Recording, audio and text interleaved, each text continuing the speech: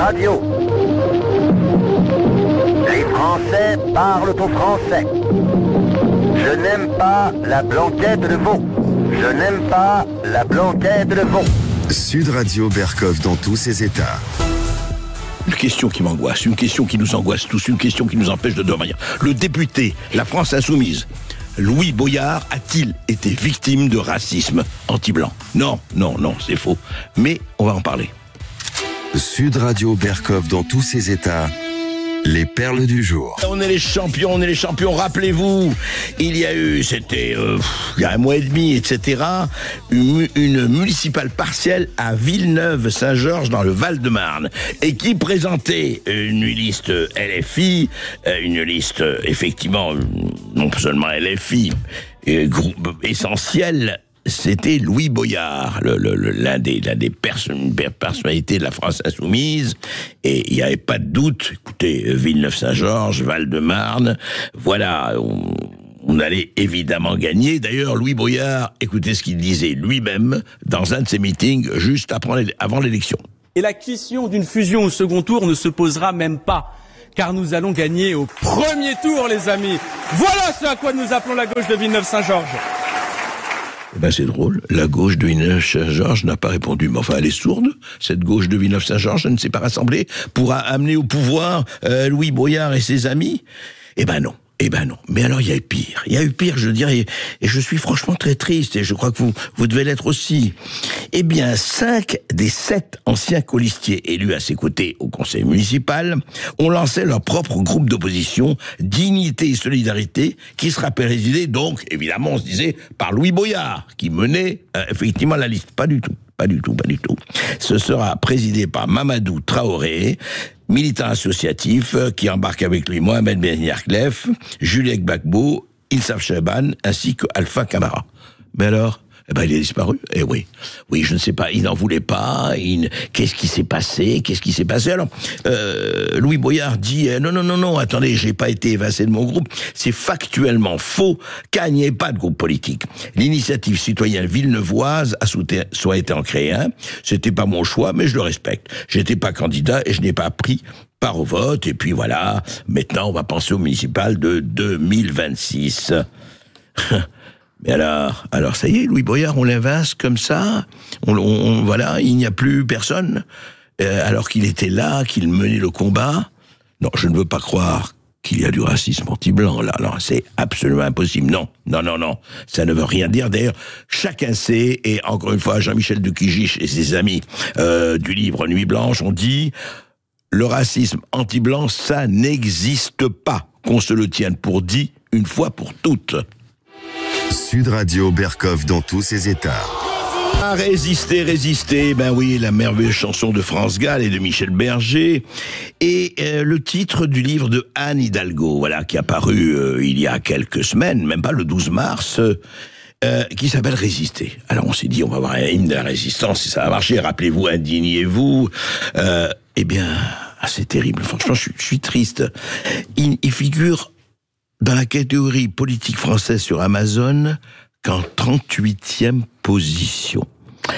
Et vous savez combien, à quelle place des ventes de livres ? 23 279e place des ventes de livres.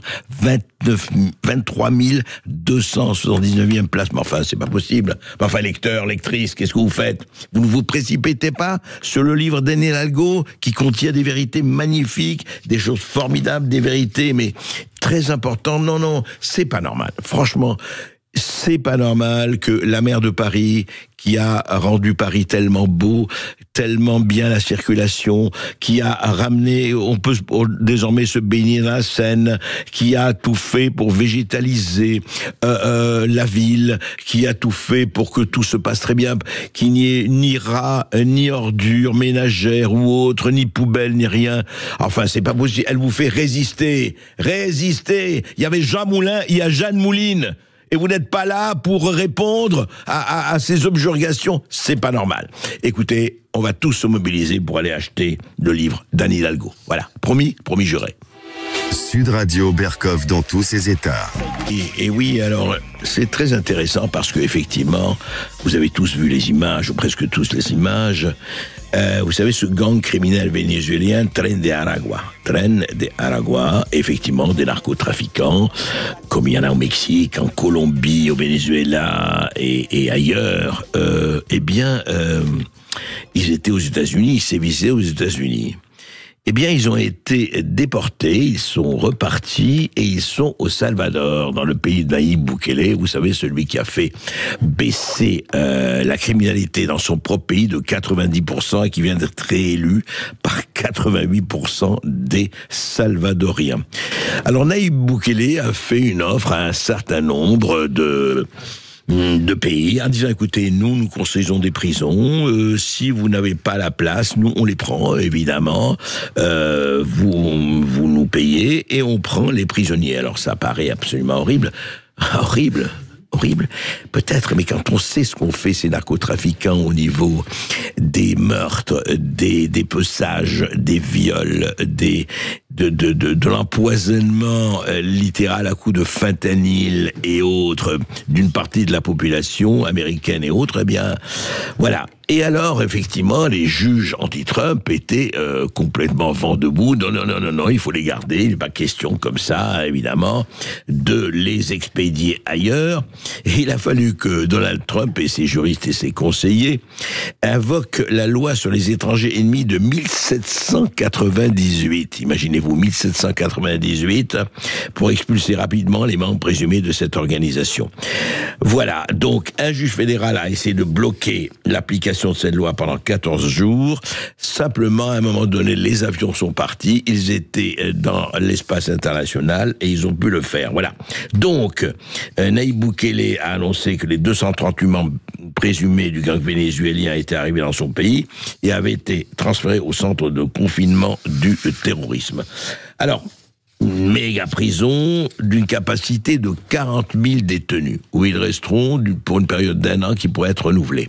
Alors évidemment, quand on voit les images, c'est assez dur, effectivement, les détenus pieds et mains entravés, placés dans des véhicules blindés, on leur rase les cheveux, ce n'est pas très tendre, évidemment.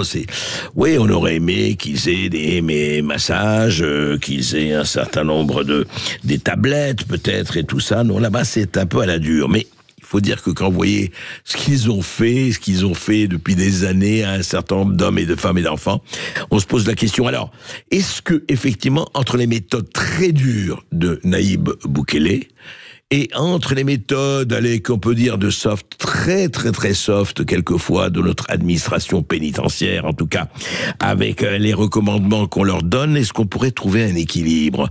Est-ce qu'il n'est pas un peu normal que quelqu'un qui a tué, violé, tabassé, parce que quand on est en prison, on a fait déjà beaucoup de choses, soit peut-être pas traité de la manière la plus laxiste du monde, comme on a vu d'ailleurs des présumés, vous savez, justement, on parlait de Crépol, les assaillants de Crépol, parmi lesquels peut-être ou pas se trouve l'assassin de Thomas, on les a vus, il n'y a pas de problème, ils ont leur radio, ils ont tout ce qu'il faut, voilà. Écoutez, dites-le nous, 0826 300 300, à votre avis, est-ce que c'est la méthode salvadorienne, la méthode française, ou peut-être un équilibre entre les deux? Dites-nous ce que vous en pensez. À tout de suite.